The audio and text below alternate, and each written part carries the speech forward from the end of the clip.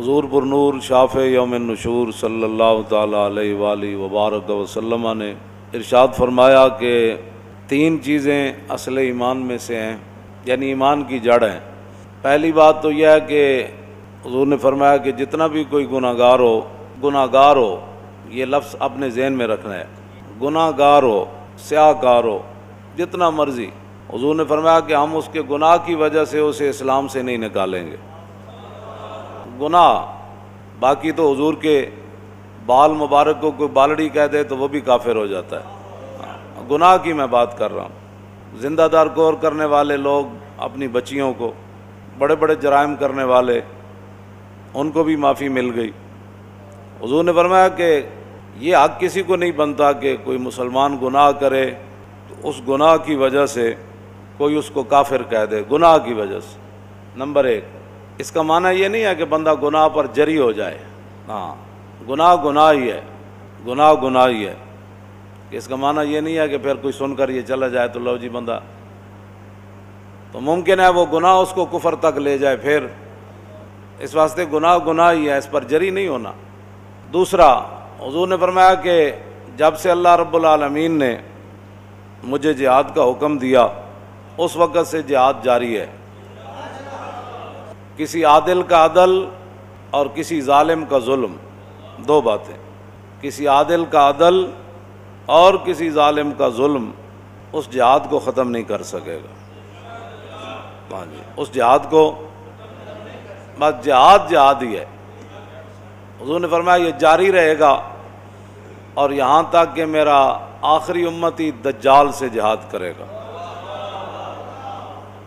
یہ جاری اور ساری ہے۔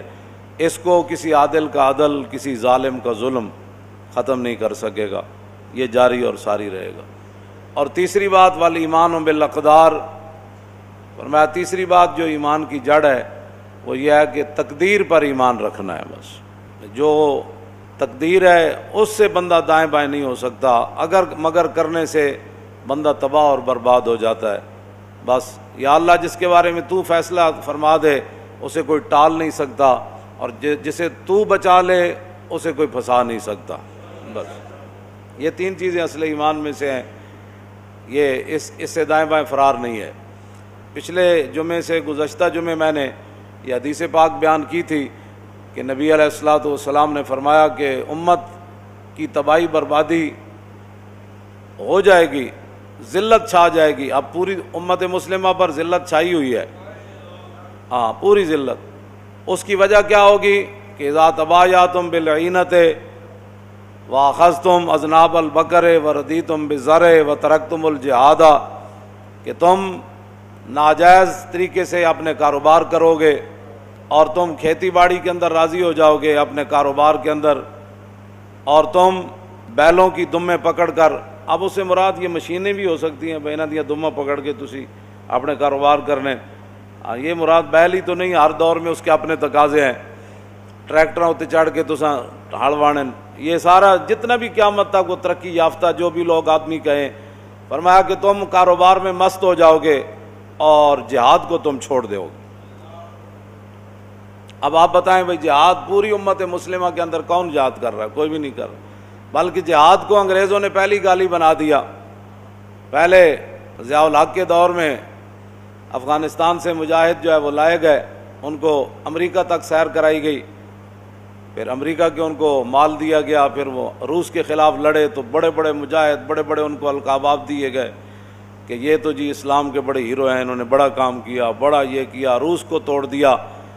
جب روس ختم ہو گیا، امریکہ کی باری آئی تو امریکہ نے پھر ان کو دہشت گرد قرار دے دیا، اور ابھی تک امریکہ جو ہے وہ ان کے خلاف لڑ رہا ہے، کبھی ان سے مذاکرات کرتا ہے، کبھی کہتا ہے نہیں، کبھی کہتا ہے میں یہ کر دوں گا۔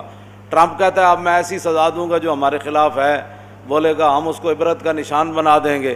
میں نے کہا اس سے پہلے اللہ تجھے عبرت کا نشان بنا دے گا۔ ہاں جی، تو نے کسی کو کیا عبرت کا نشان بنانا ہے؟ عبرت کا نشان تو وہ مالک ہی تجھے بنائے گا، تیری نسلوں کو بھی بنائے گا، تیری سلطنت کو ٹکڑے ٹکڑے فرما دے گا، اور تیرے اوپر اللہ اپنا عذاب نازل کرے گا، تیرے ساتھ جو کھڑے ہیں ان پر بھی اللہ عذاب نازل کرے گا۔ ہاں، یہ تو اس کے اپنے فیصلے ہیں، اس نے کب تجھے تباہ اور برباد کرنا ہے۔ روس والے بھی کہتے تھے کہ ہم تو فضائیں جو ہیں وہ بھی چھان کر آ گئے ہیں، وہاں ہمیں اللہ نظر نہیں آیا۔ وہ اتنے مغرور تھے، وہ اللہ کا انکار کرتے تھے روس والے۔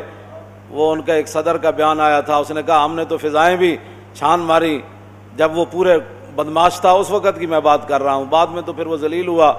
تو لیکن وہی روسی تھے جو فضاؤں کو تو چھان آئے تھے کہ ان کو وہاں رب کی قدرت نہ ملی، لیکن وہ جب بھوکے ہوئے تو کوڑا کرکٹ کے ڈھیروں سے وہ روزی کھا رہے تھے، تلاش کر رہے۔ ہاں وہ رب ہے، اس نے کب کسی کو ذلیل فرمانا ہے یہ تو اس کی اپنی شان ہے، لیکن امتحان تو مسلمانوں کا ہے کہ انہوں نے، یہ حضور نے فرمایا وَتَرَكْتُمُ الْجِهَادَ، کاروبار کے اندر مست، ناجائز کاروبار۔ آپ جانتے ہیں ناجائز کاروبار کیا ہے، ساری دنیا کو پتہ ہے ناجائز کاروبار کون کرتا ہے، ساری دنیا کو پتہ ہے وہ پیسے لوگ کیسے کماتے ہیں، کس انداز سے کماتے ہیں، نمبر 2 مال کیسے بیچتے ہیں اور لوگوں کو دھوکہ کیسے دیتے ہیں، ایک مال کا وعدہ کر کے 2 نمبر مال، ملاوٹ، یہ ساری چیزیں مسلمانوں کو پتہ ہے، سارا کچھ کر رہے ہیں۔ حضور نے فرمایا یہ تم کام جاری رکھو گے لیکن جہاد بھی تم چھوڑ دو گے، پھر کیا ہوگا؟ سلط اللہ علیکم ذلًا، پھر اللہ تمہارے اوپر ذلت مسلط فرما دے گا۔ پاکستان سے لے کر سعودی عرب سے لے کر ملیشیا سے لے کر انڈونیشیا سے لے کر اور چیچنیا سے لے کر بوسنیا سے لے کر فلسطین سے لے کر کشمیر تک، کشمیر سے افغانستان تک، پورے عالم اسلام میں ذلت چھائی ہوئی ہے۔ اللہ تعالیٰ نے آگے خود کیا فرمایا؟ ثم لا ينزعه، اللہ اس ذلت کو کبھی بھی ختم نہیں فرمائے گا، ختم اللہ نہیں فرمانی ہے۔ امریکہ کے قرضے سے پاکستان کی ذلت نہیں ختم ہونی، نہ پاکستان کے قرضے اتنے ہیں، نہ اس کی معیشت ٹھیک ہونی ہے، نہ امریکی بیڑے آئیں گے تو پاکستان جو ہے کشمیر پر اپنا بدلہ لینے کے لیے جائے گا۔ وہ 71 میں بھی بیڑا جو ہے وہ سمندر میں ہی کھڑا رہا اور مشرقی پاکستان سے جدا ہو گیا، اور 93,000 فوج جو ہے وہ قید ہو گئی، اور جو کچھ ہوا ساری دنیا کے سامنے ہے۔ تو فرمایا اس ذلت کو رب فرماتا ہے وہ رب نہیں ختم کرے گا، مخلوق کیا ختم کر سکتی ہے کسی کی ذلت کو؟ رب اس ذلت کو کبھی بھی ختم نہیں کرے گا، یہ اعلان ہے رب کا۔ حضور نے فرمایا، حضور نے اپنی زبان اقدس سے فرمایا کیسے ذلت ختم ہوگی؟ حتی ترجعوا الی دینکم، یہاں تک کہ تم اپنے دین کی طرف واپس آ جاؤ۔